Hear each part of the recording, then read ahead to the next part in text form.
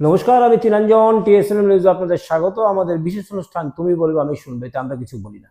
এতে বলে সাধারণ মানুষ, জনগণ, জনপ্রতিনিধি আমাদের মাধ্যমে বার্তা বিভিন্ন জায়গায় পৌঁছয়। আসানসোলের এই এক জায়গা যেখানে অহরহ প্রাণ যায়। আসানসোলের এই এক জায়গা যে জায়গা পার হতে গিয়ে মৃত্যু হয় অনেক মানুষের, পরিবারের সদস্যরা কমে যায়, হঠাৎ করে নিমেষের মধ্যে মৃত্যু হয় আসানসোলের এই জায়গায়। এই পারাপার করতে গিয়েই প্রতিদিন বিপদ হয়। মানুষ আসে, ঘেরাও করে, চিৎকার করে, আন্দোলন করে, রাস্তা অবরোধ হয়, আবারও মৃত্যু হয়, আবারও ঘেরাও হয়, আবারও দুর্ঘটনা হয়। এবং ঠিক কোন জায়গা, কি ঘটনা দেখতে বিস্তারিত চোখ রাখুন আমাদের টিএসএনএম নিউজের পর্দায়।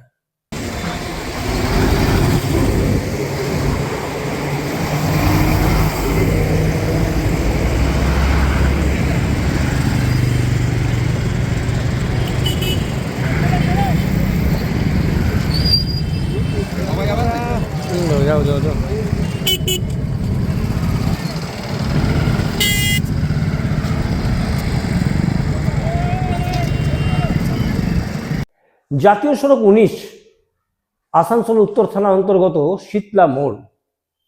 ঠিক জাতীয় সড়ক এবং তার মাঝে রয়েছে কাটিং। সেই কাটিং দিয়ে পারাপার হয় মৌজুরি, শীতলা, ধাতকার মানুষজনেরা। আশেপাশে স্কুল রয়েছে, সহজে যাতায়াতের জন্য এই কাটিংটাকে ব্যবহার করে তারা। এবং ঠিক রাস্তার মাঝের কাটিংটা এসে তারা দাঁড়িয়ে পড়ে, হু হু করে গাড়ি ছোটে দুদিক দিয়ে। একদিকের গাড়ি যখন বন্ধ হয় তখন তারা পার হয়, আবার আরেক দিকের গাড়ি ছুটতে শুরু করে।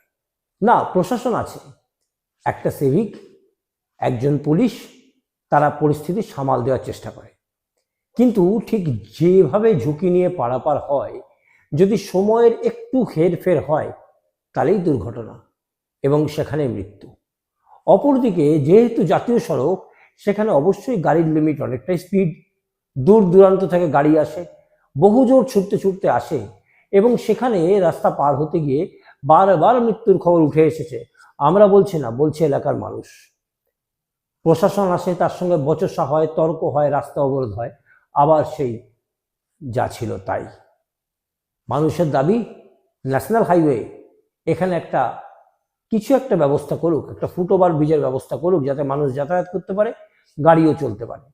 কিন্তু হচ্ছে না, বারবার বলছে, বারবার আন্দোলন হচ্ছে না। মৃতরা কেউ কেউ হয়তো কিছু কিছু ক্ষতিপূরণ পান, কেউ বা কিছু পানই না। এবং ঠিক শুক্রবারের ঘটনাটা প্রথমে দেখুন, শুনুন মানুষের বক্তব্য, তারপর কি পেতে পারে না পেতে পারে সে নিয়ে আসছি বিস্তারিত।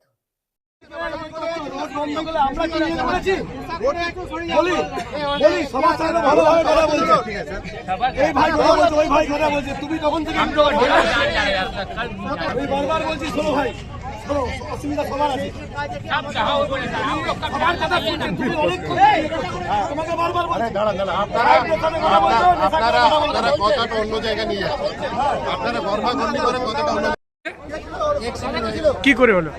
কি করে জানবো? আপনি কি শুনলেন? আমার ভাই? হ্যাঁ হ্যাঁ, আমার ও কিসে ছিল? এরকম নর্মালে কাজ করে আসছিল। পায়ে হেঁটে? হ্যাঁ, পায়ে হেঁটে আসছিল। কোনো গাড়িতে মেরে দিয়ে গেছে নাকি? কোনো গাড়িতে মেরেছে। তো ভাইয়ের অবস্থা কি এখন? কি করে জানবো, আমি তো দেখিনি, এখান থেকে তার আগে চলে গেছে। जरूरत है, हर एक दिन 2 दिन में यहाँ पे हादसा होता है। कितना बच्चा यहाँ पर चल गया है, बड़ा का भी पैर हाथ टूटा है, चढ़ के गाड़ी स्पॉट डेड हो गया है। यहाँ पे ब्रिज के लिए 5 साल से हम लोग मेहनत कर रहे हैं, लेकिन कुछ नहीं हो रहा। बात होता है, उसके बाद खत्म हो जाता है। आज क्या हुआ? आज एक आदमी पार कर रहा था काम करके, यहाँ से एक गाड़ी आया, डायरेक्ट उसको मारा है, पैर भी फ्रैक्चर हुआ, स्पॉट डेड कर गया यहीं पे। हम लोग यहाँ पे रास्ता जाम किए हैं, ब्रिज के लिए मांग कर रहे हैं। बोला ठीक है, बात हो रहा है, ब्रिज यहाँ पे बनेगा। बोल रहा है ट्रैफिक जो है यहाँ पे रहता है, कुछ उधर बैठा हुआ रहता है, कुछ इधर बैठा हुआ रहता है। उसका कोई काम नहीं, अपना मोबाइल चला रहा है। और इन लोगों का कोई काम नहीं है, अपना अपना मोबाइल चला रहा है। এখন দাবি তো থাকবেই, প্রচুর বিস্তর দাবি থাকবে।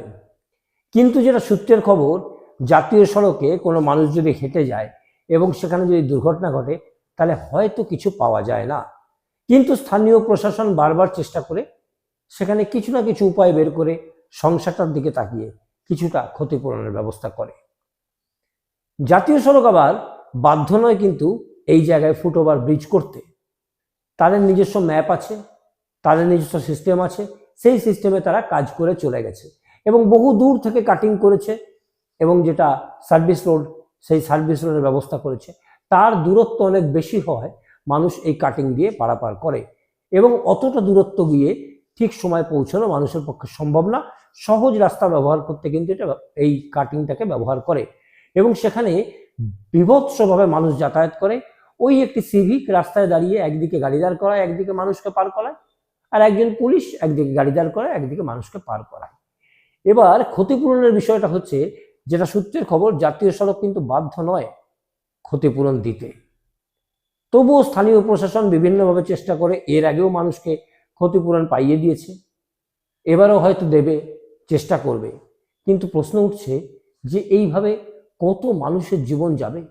এলাকার মানুষ বলছে প্রায়শই মৃত্যু হয়, প্রায়শই মানুষ মারা যায়, প্রায়শই বাড়ির সদস্যের সংখ্যা কমতে থাকে। জাতীয় সড়কের এই জায়গায় সচেতন হন, নিজে সচেতন হন, অপরকে সচেতন করুন। কিভাবে যাতায়াত করা যায়, কতটা সাবধানতা অবলম্বন করা যায়, নিজেদেরকেই করতে হবে। আমাদের বিশেষ অনুষ্ঠান তুমি বলবে আমি শুনবো আজ এ পর্যন্তই। আবার দেখুন আগামীকাল।